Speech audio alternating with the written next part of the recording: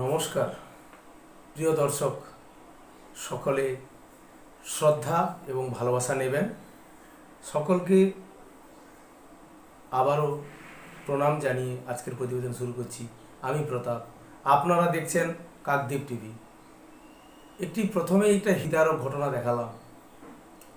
এটা মনে হয় জননেত্রী শেখ হাসিনার বাংলাদেশ ছেড়ে চলে যাওয়ার পরে এই ছবিটা বা এই ভিডিওটা কি দেখালো।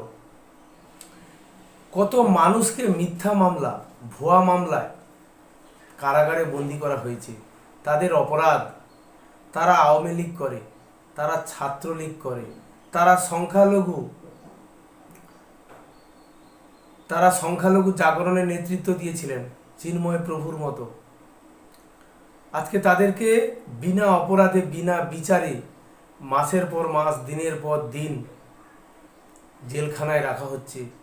একটি ছোট্ট ছেলেকে সেই প্রিজন ভ্যানে ভেতরে আটকা পড়া, প্রিয়জনেরকে একবার দেখার জন্য ছোট্ট শিশুটিকে তার পরিবারের মানুষ তুলে ধরেছে, প্রিয়জনকে সে দেখতে পায়।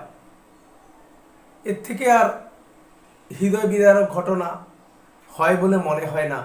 গোটা বাংলাদেশ জুড়ে যে রাজাকার বাহিনীতে দাপট, 1971-এর মুক্তিযুদ্ধের সময় যেভাবে রাজাকার বাহিনীরা পাকিস্তানের হানাদার বাহিনীর হয়ে কাজ করেছিল যাতে বাংলাদেশ স্বাধীনতা লাভ করতে না পারে, এখনও সে রাজাকার বাহিনীর যে বীজ, সেই বংশধররা এখনও বাংলাদেশ জুড়ে তাপিয়ে বেড়াচ্ছে।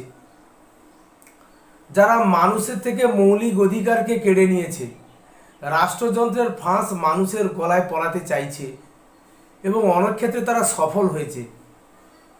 এই রকম হৃদয় বিদারক ঘটনা দেখার পরে যে ভাষায় বর্ণনা করা যায়, এটা বর্ণনারও অতীত, বর্ণনা করা যাচ্ছে না বা পারছি না। ছোট্ট একটি শিশু, নিষ্কলঙ্ক, নিষ্পাপ, এইভাবে কোনো অন্যায় না করা সত্ত্বেও মানুষকে বন্দি রাখা হয়েছে। এইটাই হচ্ছে এই সরকারের মূল ট্র্যাডিশন। আরও একটি ভিডিও দেখাবো দর্শক, যেটা হচ্ছে মুক্তির উপায়, মুক্তির সোপান, বাংলাদেশের মানুষের জন্য মুক্তির কারিগর আগামী দিনে হতে পারে, আগেও ছিল, আবারও হতে পারে। সেই ভিডিওটা আপনাদের দেখাচ্ছি।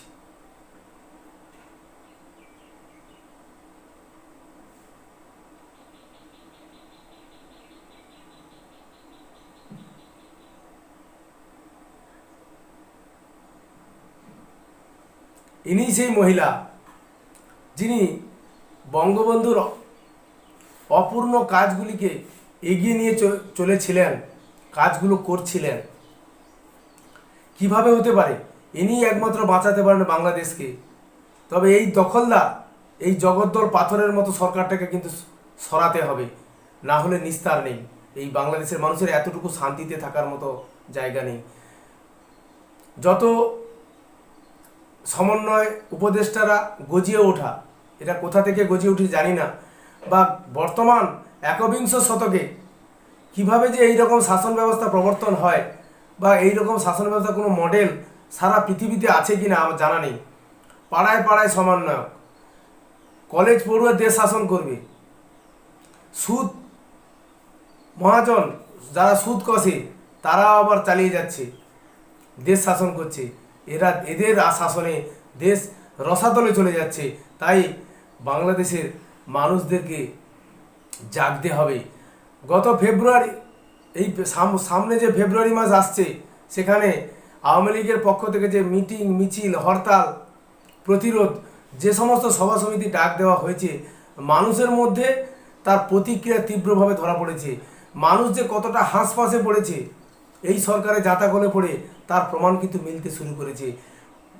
এই ফেব্রুয়ারি মাস থেকে যে সমস্ত কর্মসূচি আওয়ামী লীগ নিয়েছে, এই আওয়ামী লীগের কর্মসূচি নেওয়াতে যারা এই রাজাকার বাহিনী, সমন্বয়ক, দখলদার সরকার এবং উপদেষ্টাদের আবার কিন্তু তারা এক জায়গায় হয়েছে। কার লাভ হয়েছে? বিএনপি চাইছে নির্বাচন তাড়াতাড়ি করতে, এই সরকার নির্বাচন তাড়াতাড়ি করার পক্ষপাতী নয়।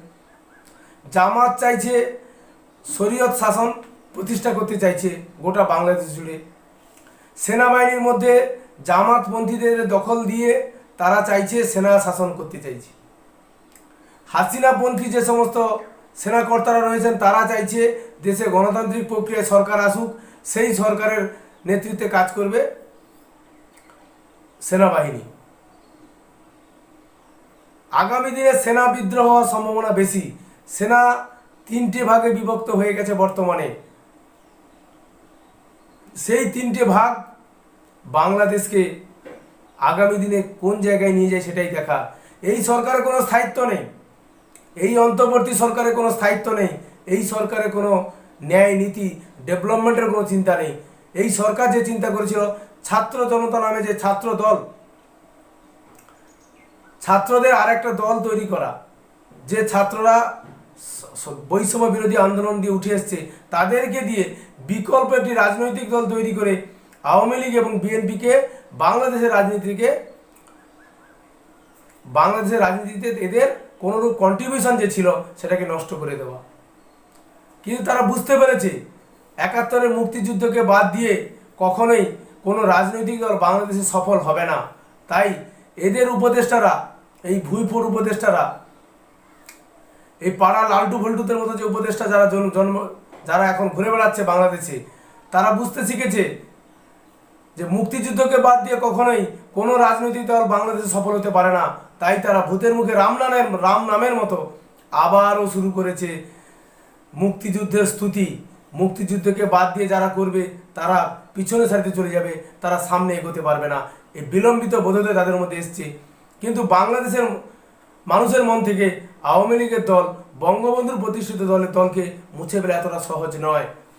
যে বিএনপি, যে জামাত এত চেষ্টা করছিল যে আওয়ামী লীগকে সরিয়ে সরকারের যাবতীয় কর্মকাণ্ডের দায়িত্ব আমরা নিয়ে নেব, তারাও সফল হতে পারছে না। কারণ ইউনূস সাহেব একটা তৃতীয় পলিসি নিয়েছেন, তারই ছত্রছায়ায় গজিয়ে উঠে একটি রাজনৈতিক দল, যে রাজনৈতিক দলের ক্ষমতা গ্রহণ করবে তিনি সেটা মনে প্রাণে চাইছে। তাই বাংলাদেশে আগামী দিনে সেনা বিদ্রোহের মাধ্যমে সেনা শাসন কায়েম হতে পারে এবং বিশ্বের নেতারা গণতন্ত্র প্রতিষ্ঠার জন্য ইউনূসের উপরে প্রবল চাপ তৈরি করছেন। সেই প্রবল চাপে আগামী দিনে আওয়ামী লীগের আন্দোলনে মানুষের কতটা সাড়া পাওয়া যায়, জননেত্রী কিভাবে বাংলাদেশে ফিরবেন তার ভিত্তিতে কিন্তু বাংলাদেশের আগামী দিনের রূপরেখা তৈরি হবে, এইটুকু আশা রাখতে পারি। আজকের প্রতিবেদন এখানে শেষ করছি। জয় হিন্দ, বন্দে মাতরম।